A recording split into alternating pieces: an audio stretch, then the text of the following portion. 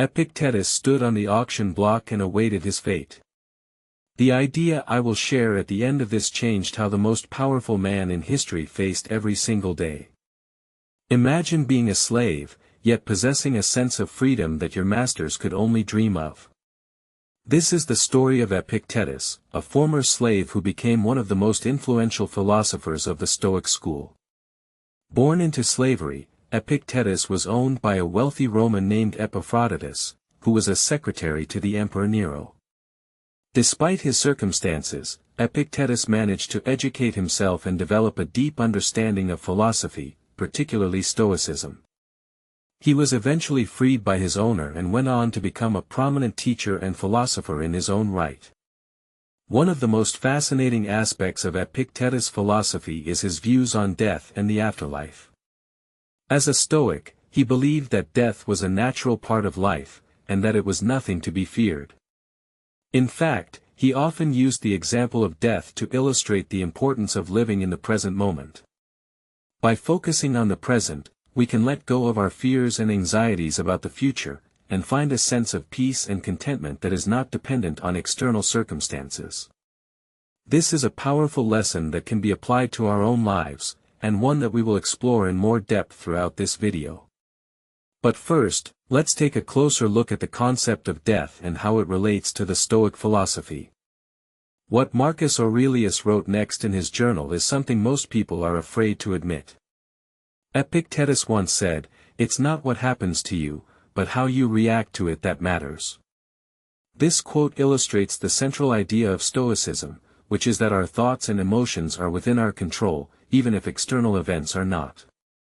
By learning to focus on what we can control, and letting go of our attachment to things that are outside of our control, we can find a sense of inner peace and freedom that is not dependent on external circumstances.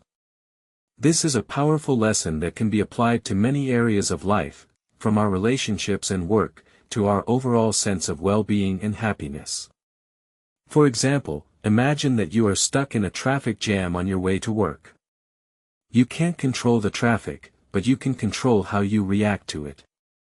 You can choose to get angry and frustrated, or you can use the time to listen to music, podcasts, or audiobooks.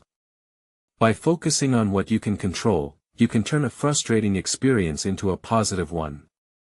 This is the power of Stoicism, and it is a lesson that Epictetus taught to his students and followers.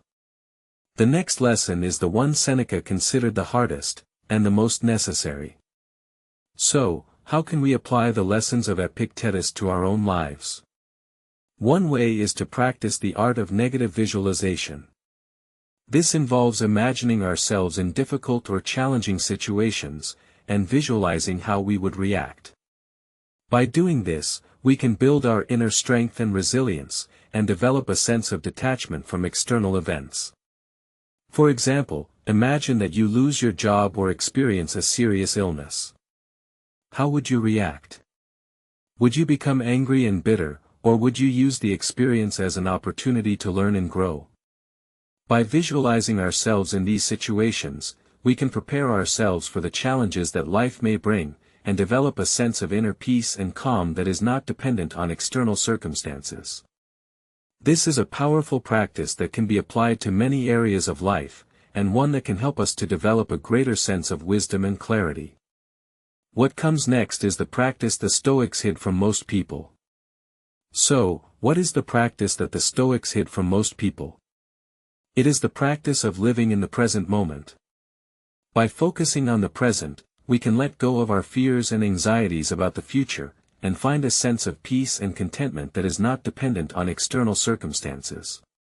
This is a powerful lesson that can be applied to many areas of life, from our relationships and work, to our overall sense of well-being and happiness. For example, imagine that you are on vacation, and you are worried about what will happen when you return to work. You can't control the future, but you can control how you react to it. By focusing on the present moment, you can let go of your worries and enjoy the experience of being on vacation. This is the power of living in the present, and it is a lesson that the Stoics taught to their students and followers. By applying this lesson to our own lives, we can find a greater sense of peace, happiness, and fulfillment. In conclusion, the Stoic art of dying well is a powerful lesson that can be applied to many areas of life. By focusing on the present moment, letting go of our attachment to external events, and cultivating a sense of inner strength and resilience, we can find a sense of peace and contentment that is not dependent on external circumstances. The idea I shared at the beginning of this video is that the most powerful man in history, Marcus Aurelius, used the Stoic philosophy to face every single day with courage and confidence. He wrote in his journal, "You have power over your mind, not outside events. Realize this, and you will find strength." This is a powerful lesson that can be applied to our own lives, and one that can help us to develop a greater sense of wisdom and clarity. Thanks for watching, and don't forget to subscribe for more videos on Stoicism and personal growth. The quotes that inspired this video are, "The impediment to action advances action, the universe is change, it's not what happens to you, but how you react to it that matters, we suffer more from imagination than from reality, the best revenge is to be unlike him who performed the injury." If these words gave you strength today, subscribe. New Stoic wisdom every single day. The best is yet to come.